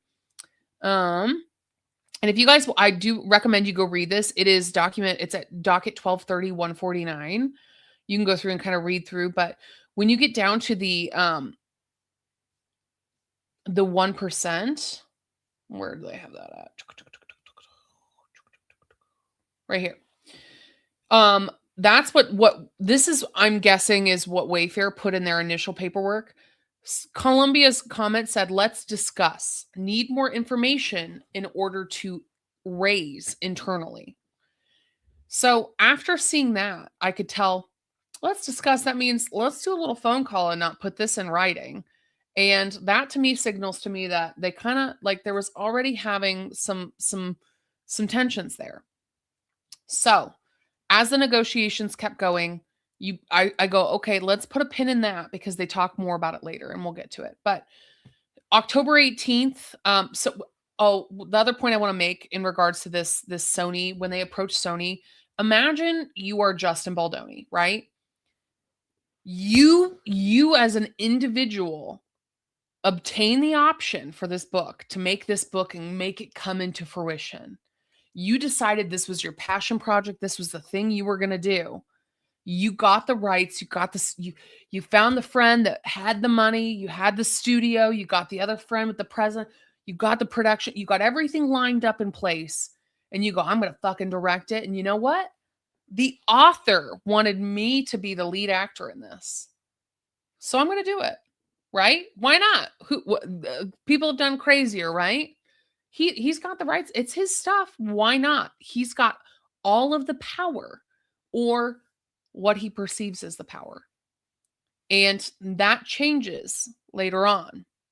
But up until this point, Justin goes, I have the power here. I am the one. Do you guys see where I'm at with that? And I think it's an important part to understand. There is no red flags. I'll say it's not necessarily. Oh, thank you so much, by the way, for the gifts. Oh my gosh.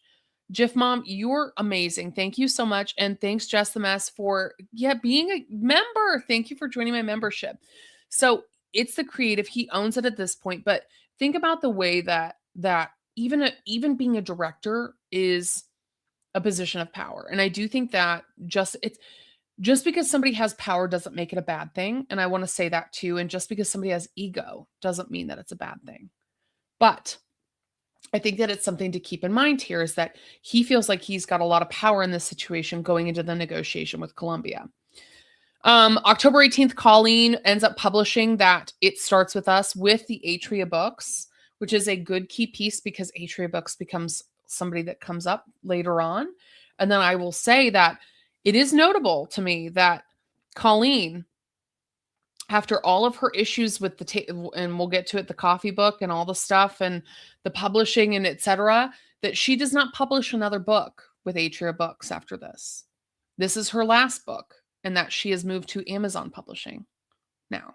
So, mind you, this was her last book, so the It Starts With Us.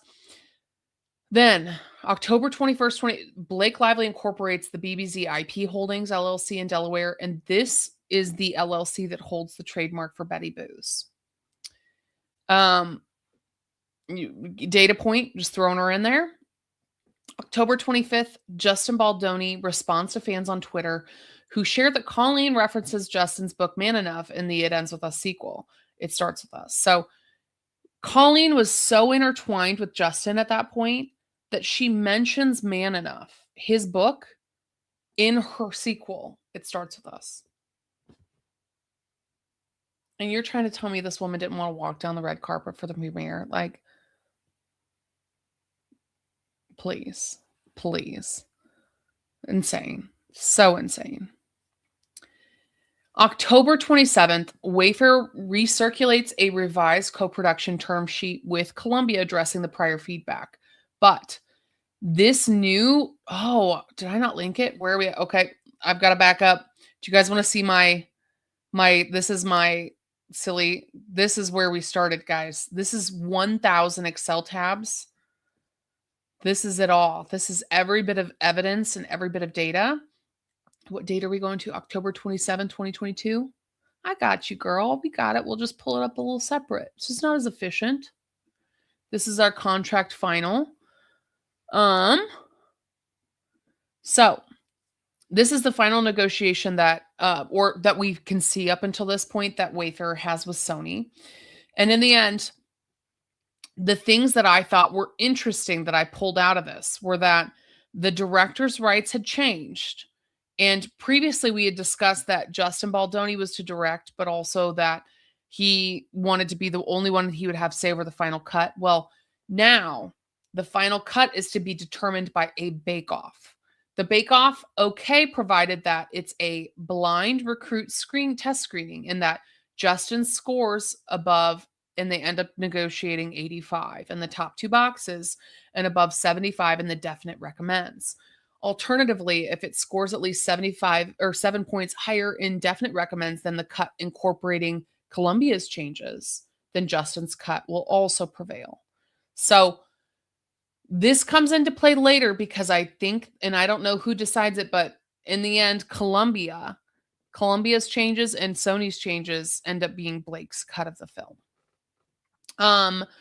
The other key piece that I saw that was changed is that the no more 1% donation. So Justin Baldoni made it really, he was very, in that first Sony negotiation, they were saying 1% of the process and they said, let's discuss.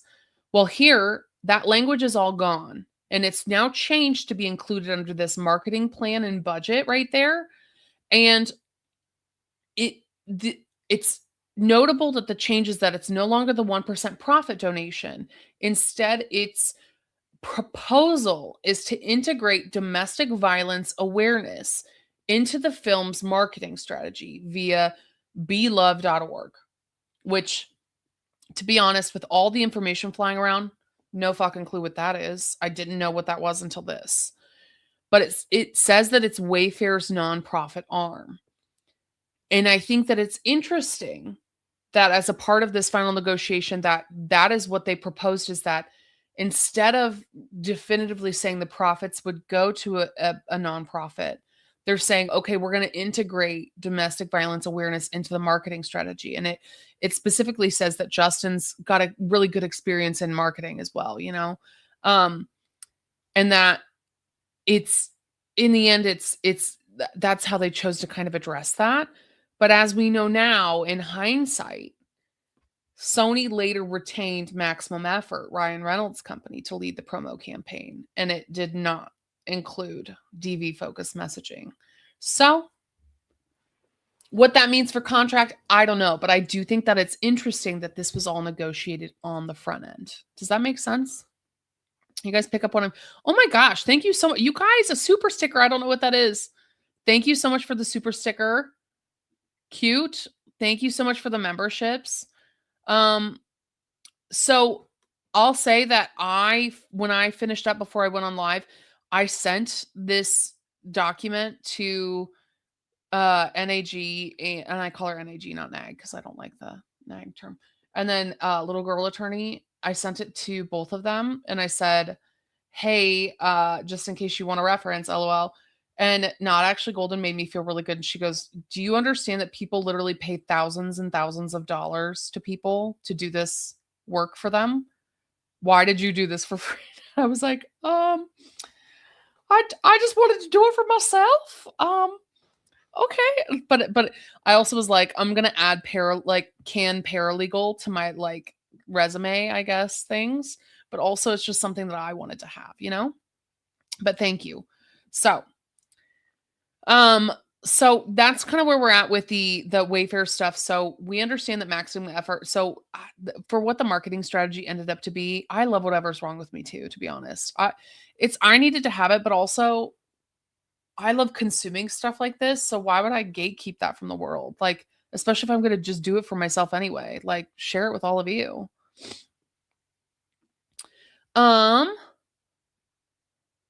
As we go through, so yeah, so once they start, so this is kind of around the time that they are concluding their negotiations. I wanted to see from my notes and make sure that I had all of the things I wanted to say. Oh, yeah, I wanted to mention around this point that like so the Wayfair Studios involvement reads as like authentic and values based, especially at this part in time. So like the DV awareness is a big piece, partnering with nonprofits, protecting the book's like emotional core. Like there's a paper trail. You can see that there is a paper trail that shows that it's not just PR fluff, that they're not just saying, oh, we promote domestic violence and she didn't, just to be assholes or just to act like they're more virtuous and they have higher morals. That's not true at all. They did the legwork. They did what they needed to do. It's not fluff. And so I think where, yeah, that's kind of where those points. Okay, those are for the other parts. We're going to get there. Hopefully we've got, where are we at? Oh, we've got about 20 minutes left. We're going to kind of start to wind down. Hopefully we can let's get through the end of 2022 and then we can kind of discuss. How does that sound? So November 14th, Wayfair Studios incorporates the It Ends With Us movie LLC in California. And now that we know Brian Friedman watches Katy, I don't know if he watches me or if people are like, hey, you need to see this. She's talking shit about you. You know what I mean? Or like, he's probably seen me, especially if I have to hashtag his name. I'm sure it's probably just fed to his algorithm. I don't think that he probably actively watches my stuff. Yeah, interesting. So yeah, they incorporate so that they can obviously start to make the movie. But as of December 7th, 2022, Justin and Steve start to exchange texts about Blake wanting the role as Lily. They asked Steve to keep it hush-hush, but that it could be a really big deal for the movie. And so let's kind of go through those messages as we get in here. So this is between Steve and Justin, as Henny Grace is his kind of PR, but don't respond to the email I CC'd you on. Let's do it tomorrow. And they were like, okay, I thought I'd wait. But Steve sends over some redheads and says, hey, here's some redheads for you to start for casting. Like they're trying to find their young Lily. They're trying to find their people. There's others like Abigail Cohen, Rose Leslie, Elle Fanning. Those are all from somebody named Sarah. And Justin says, Blake Lively wants to do it. Hush, hush. I'm going to fly to meet her next week.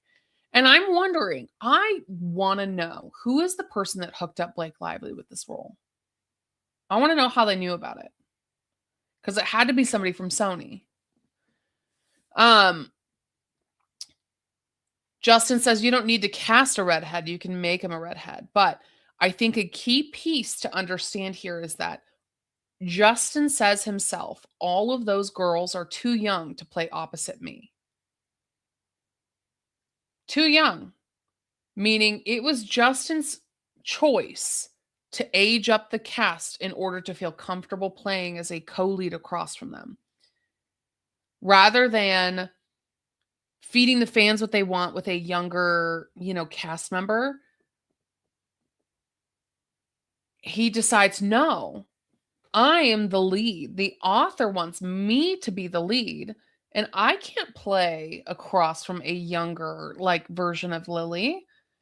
We have to have so I thought that was kind of an interesting piece of I guess I never fully was on top of. Does that make sense of okay, but fingers crossed, some huge hurdles. And so they come back here, but Justin and his so they, as soon as they knew that Blake was interested in this role, it was all they could talk about, back and forth. So then Justin starts to talk about it with his WME agent, hey, Danny, guess what? Blake Lively wants this role. And so he texts his agent and he goes, hey, it was good. He talks about the Netflix chat. And then he goes, it's obviously all about how much she wants it or want it. It ends with us. What she could do is deal with Wayfair Studios and me to produce a female-driven movies or emotional inspiring films. And he says, good, traded with her afterwards. And he says, either way, it's good to have something everybody wants.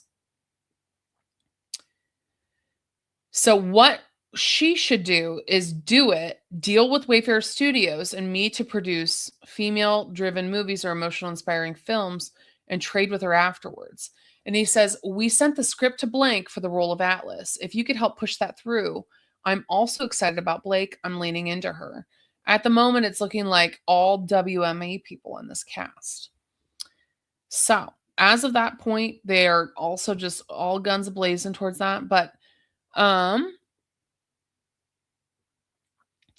Wicked Witch of the Midwest, we are providing just neutral information. We are just, honestly, I think that across the board, Blake probably did some more wild shit than anybody else. Let's be honest here. But what I want to do is I really want to explain from start to finish the drama of the It Ends With Us in chronological order. So Justin and Jamie on the 9th, that next day, discussed casting Blake. Let's get in there. Jamie says, if we get Blake on this movie, holy shit, you would be directing and starring in a movie with one of the biggest female stars and one of the biggest film companies as a partner. Holy shit. With one of the biggest books. Holy shit. This put you in a different stratosphere. Imagine the power and the good feeling that.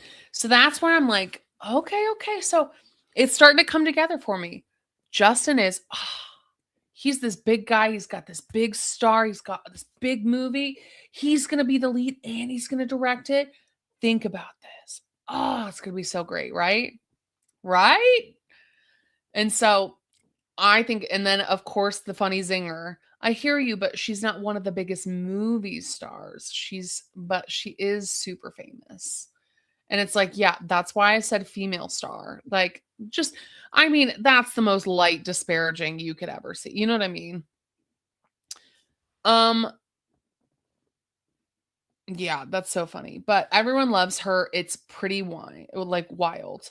And he goes, so wild. That's because he said his son's girlfriend was over last night and that she loves Blake and she's a Black 20-year-old. And so, what's your ETA? They're coming. Okay, great. So just some messages back and forth.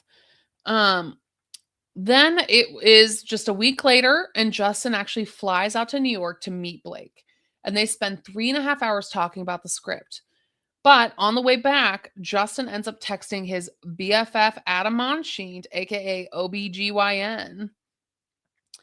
And they chat about it. And he goes, hey, flying home now. And he goes, oh, they talk back and forth about some event that Adam was at. And in the end, he says, just met with Blake. It was a love fest. I love her. We talked for 3.5 hours. Ryan was amazing.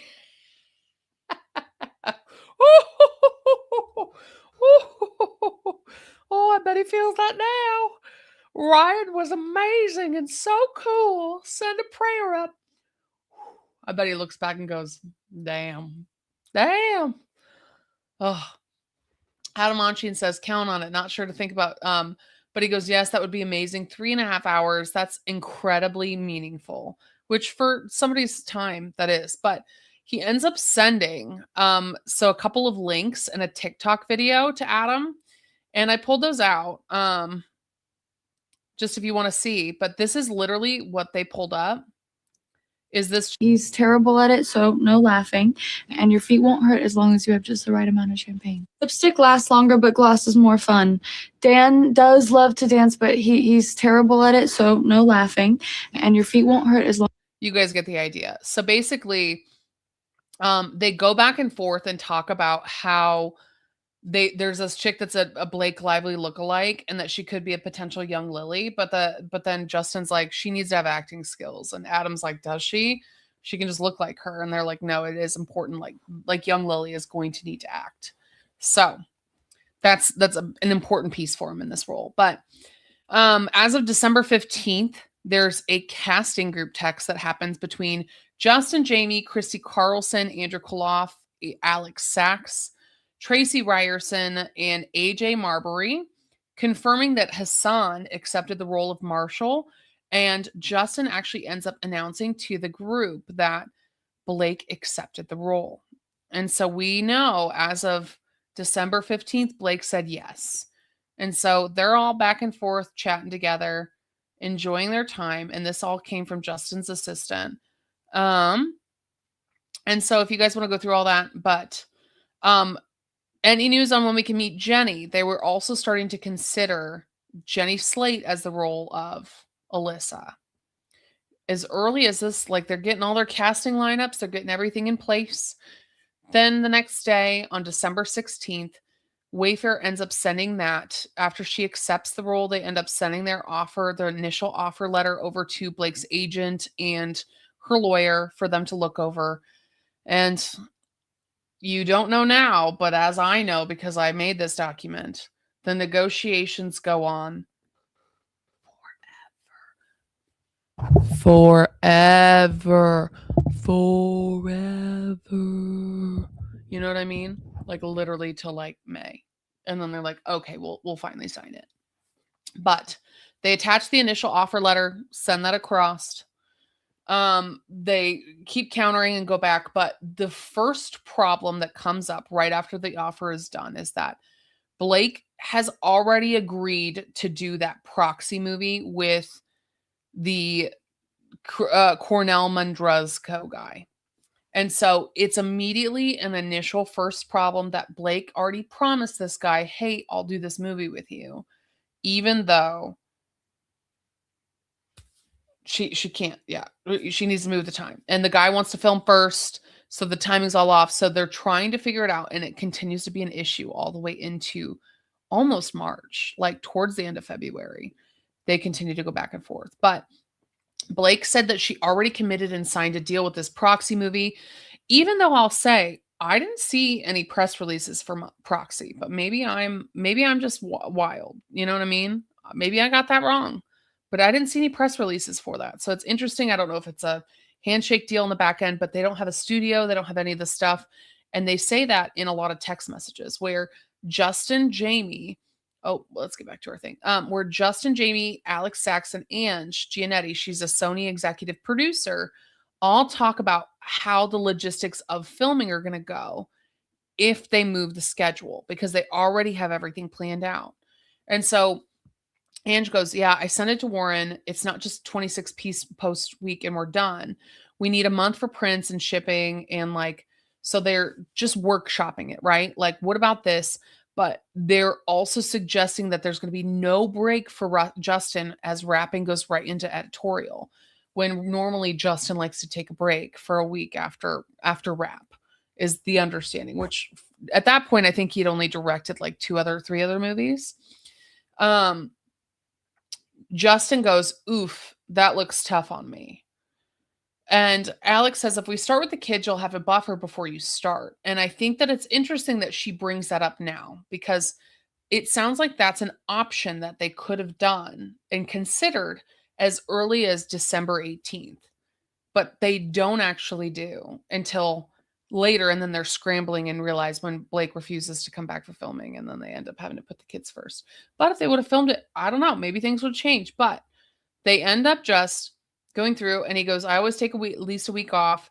But she only put that no break because she wants to say like they're doing everything they can to try and accommodate Blake and go the extra mile. And so that's why she included that in there. And Justin adds in, he just got off the phone with Colleen and she said, Blake is her dream, Lily, and she couldn't believe it. And everybody's just so excited. And Justin says, I have a lot of marketing ideas that are unconventional, Ange. Prepare the marketing team. And sends like a smug face. And she goes, yeah, after we close, we can tell her. And then they go through and he goes, I want to do a TikTok search for young Lily and Atlas. Everybody's back and forth. Tomorrow's moving day, soccer match, we're all on, and there's sports metaphors and all sorts of whatever. But they're all over the place. But the problem that they keep running into is that Ange, and I think it was not actually Golden that explained it so well, Ange is the middleman. She's been the middleman. She is the middleman. She's the one that's back and forth, but she is the one that actually is the middle person between the proxy films like situation and the Wayfair Studios, because Blake's people are like, you guys figure it out. You talk to the studios and you guys figure out how you want to do the filming. She's committed to both roles. So Ange ended up being the person that went and talked to Cornell and his whole team and Wayfair Studios, and basically the back and forth. So she's communicating across to them saying, apparently they need to film first, or they need her first, even though they don't have all the stuff. And so they kind of gripe, wow, seems crazy to me. It's an indie with no release date. They don't even have theatrical distribution. Why is it existential that they go first? And Jamie Heath says it doesn't change anything for them to go second, but it does for Wayfair Studios. And are they willing to lose her? Emily said, we're just going to stand our ground. His wife, by the way. And they call Cornell this European snobby director. Justin also first acknowledges here that Blake said that she wants time to try and get in shape, but they all need to call and regroup and have a conversation about how they would change the schedule and change things in order to better accommodate Blake's both commitments, which I honestly personally think is wild as a person, because like, can you imagine if I was like, yeah, I signed on to a job and I told a contract that I was going to do it, but I also told another contractor I was going to do it. And then I go, you know what? You two contracts, you guys figure it out. I feel like that's like wild to kind of do, you know? Maybe not. I don't know. So they go through, there's just a bunch of messages. So you guys can, they basically, Alex goes back and forth and they just go and they shoot block, or they shoot different ideas back and forth to each other. They send the script back and forth to each other. They see that the director's wife wrote the script and it's, oh, what a plot. And, you know, it's going to come down to and anyways, it all just turns into a big old mess. So we're close, guys. We're close to the end. We got our last bullet here. Blake agrees to take the lead role of Lily Bloom officially, and Warren emails letting them know that, okay, they've decided, they've worked out the scheduling. She's officially taking the role, but where is it at? It says, but she'll accept no less than an EP credit in terms of producing. But let's continue that conversation next week. And so it says no earlier than May 18th in New York. We can sort through the straight to premium and all the other particulars when the attorneys get back on Wednesday. And with that comes the change and everything. So I'm going to end at the end of 2022 today and kind of start to wrap you guys. Hopefully this was kind of helpful. I don't know if you guys have any feedback on how I can kind of make this a little bit better, but she officially, so she accepted, she said she would do the role on the 15th, but she said that after they gave her the script and all the stuff for it, she realized the proxy thing. She was like, I may not be able to take it if you guys can't switch your scheduling around. Just to clarify there. She literally got everything she wanted. What does official mean?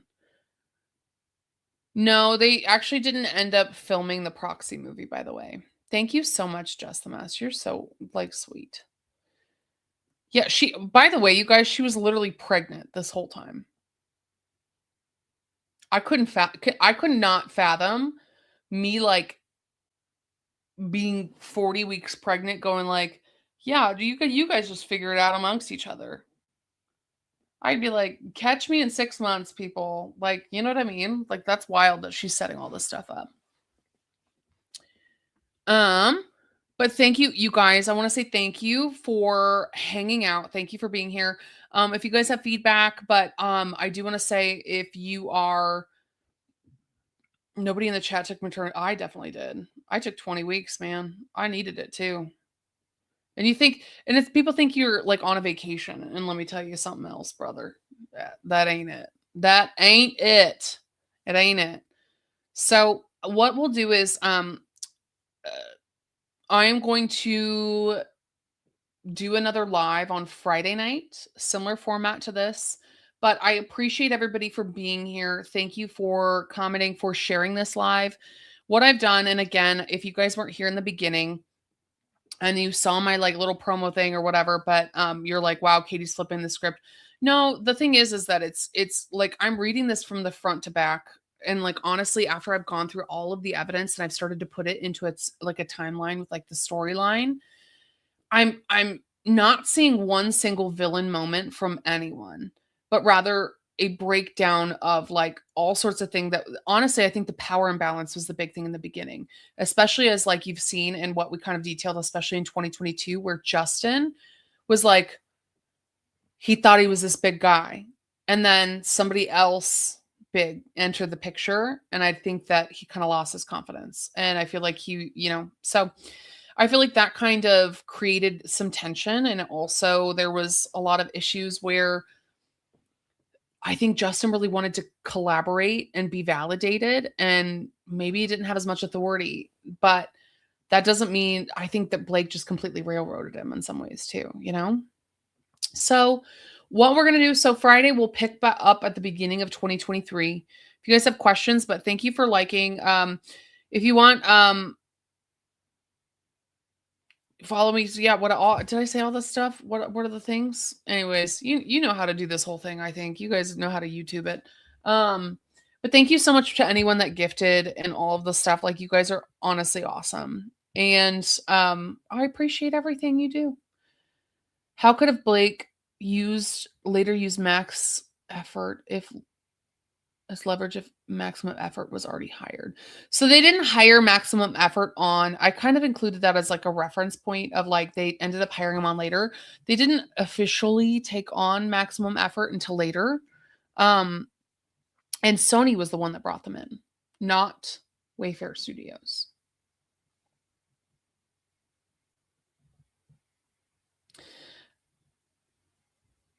Good. I'm glad. Thank you so much for saying this. That's honestly made me feel really good right here. Like I've been listening while doing chores.